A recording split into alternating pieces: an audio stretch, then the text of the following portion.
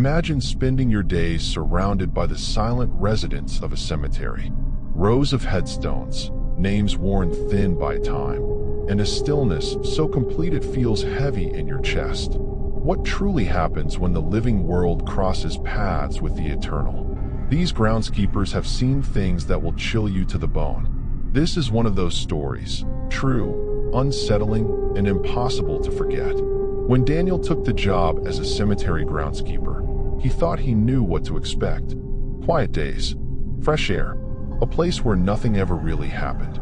After years of noisy construction work, the idea of trimming grass and maintaining headstones felt peaceful, almost therapeutic.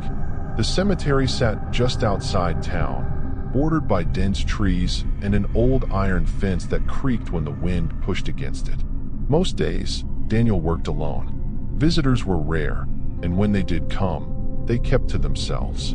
The dead, he thought, were better company than the living. At first, the solitude felt calming. But after a few weeks, Daniel began to notice how isolated the place truly was. Cell service was weak. Sound didn't travel the way it should. Even birds avoided certain sections of the grounds. By late afternoon, shadows stretched long and unnatural between the headstones, and Daniel often found himself working faster, eager to leave before dusk.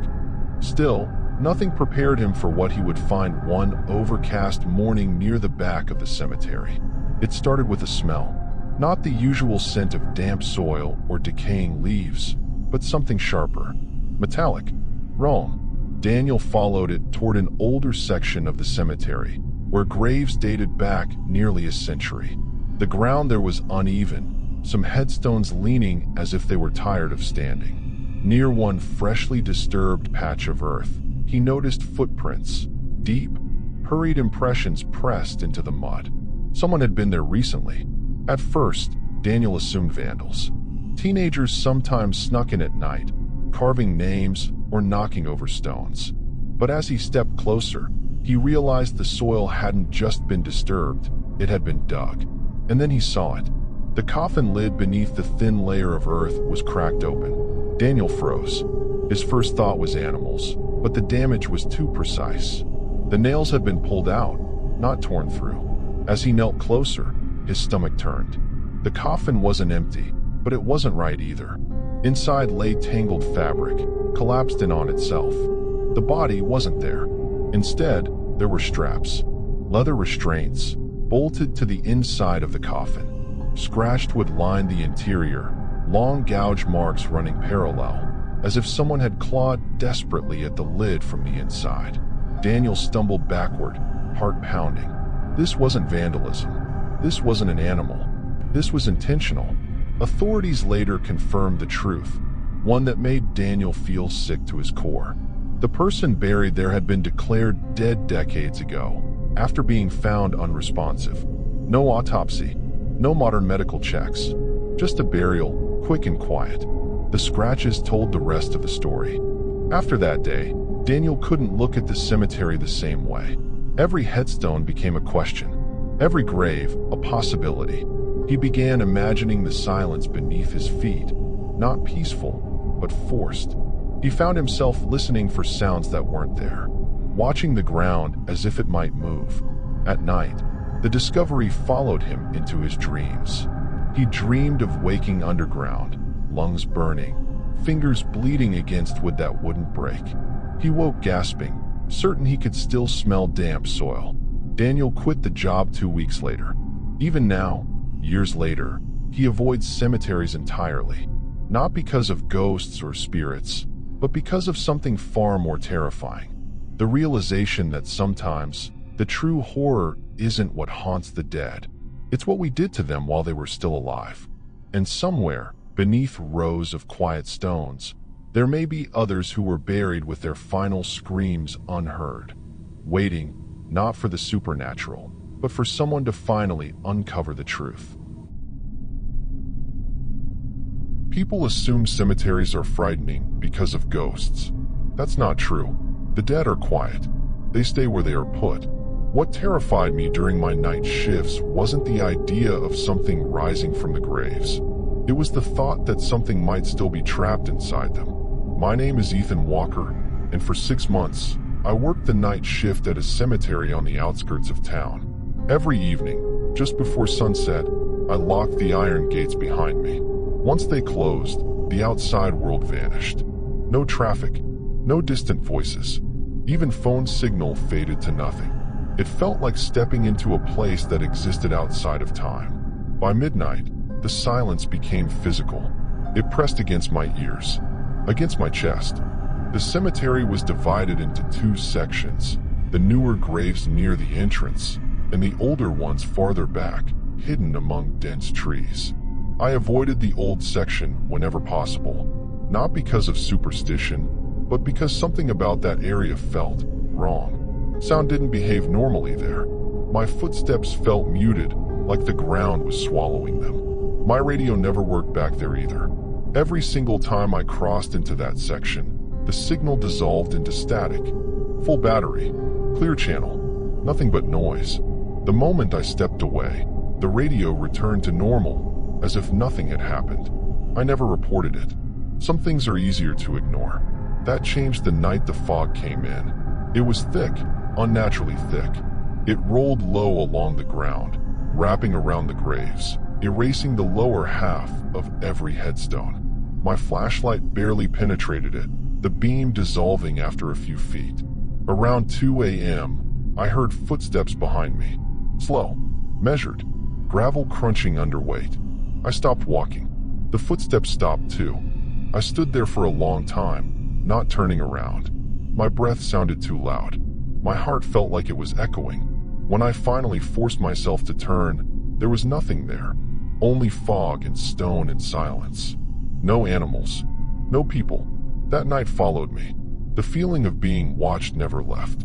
A week later, during a routine patrol, I noticed something near the oldest graves. The fog wasn't drifting the way it should. It was separating, moving aside, as if something unseen was passing through it. I didn't want to go closer, but I did. The ground near one grave had collapsed inward. Not freshly dug, just sunken, like the earth had given up holding what was beneath it. The headstone leaned forward, its base exposed. Then I saw the wood, a coffin lid, barely visible through the broken soil. And on it, scratches, long, uneven, desperate. They were carved deep into the wood, clustered near where a person's hands would be. The marks weren't random. They told a story, one of panic, of pain, of time running out. These scratches were on the inside. My legs went weak. The fog felt thicker, heavier, like it was pressing in on me. I couldn't breathe properly. I backed away, step by step, never turning my back on that grave. The police later confirmed what I already knew. The burial was old, decades old, before proper medical checks, before certainty. No autopsy, no second opinion. Someone had been buried alive. After that, the cemetery changed. I heard whispers that never formed words, footsteps that followed but never approached. My radio stopped working entirely one night and never turned on again. I quit soon after, but the cemetery never really let me leave. Even now, I wake from dreams where I can't move, where I can feel wood inches from my face and dirt pressing down from above. I wake gasping, hands clenched, convinced I can still hear scratching. Because the true horror of cemeteries isn't the dead. It's knowing that some of them were still alive when the earth closed in, and no one heard them scream. My name is Caleb Morris, and the night I nearly died in a cemetery had nothing to do with ghosts. I was 3 hours into my night shift when I saw the light. It flickered once between the headstones, low, deliberate, moving against the fog. Not moonlight, not reflection, a flashlight. Someone was inside the cemetery after the gates were locked.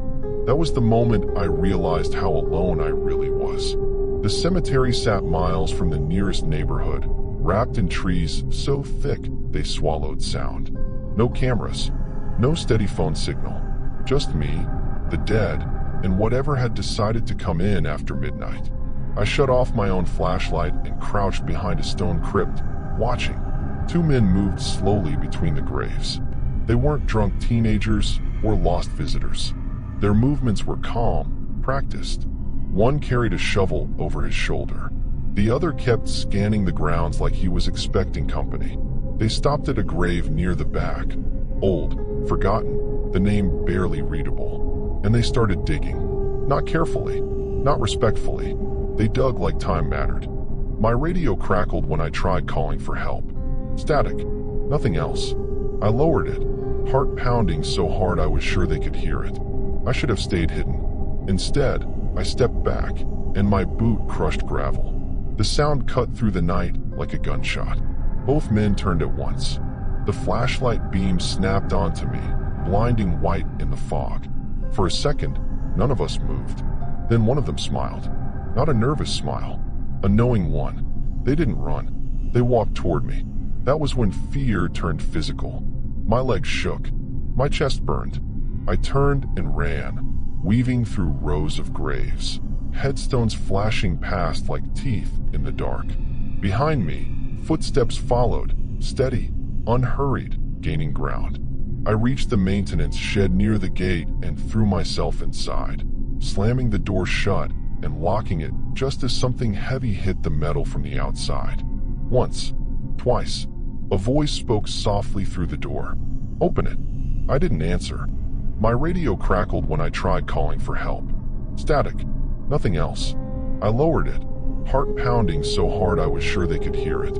I should have stayed hidden. Instead, I stepped back, and my boot crushed gravel. The sound cut through the night like a gunshot. Both men turned at once. The flashlight beam snapped onto me, blinding white in the fog. For a second, none of us moved. Then one of them smiled. Not a nervous smile, a knowing one. They didn't run. They walked toward me. That was when fear turned physical. My legs shook. My chest burned. I turned and ran, weaving through rows of graves, headstones flashing past like teeth in the dark. Behind me, footsteps followed, steady, unhurried, gaining ground. I reached the maintenance shed near the gate and threw myself inside, slamming the door shut and locking it just as something heavy hit the metal from the outside. Once, twice, a voice spoke softly through the door. "Open it." I didn't answer. Minutes passed, then longer. I stood there shaking, gripping a rusted wrench, convinced the door would give in at any second.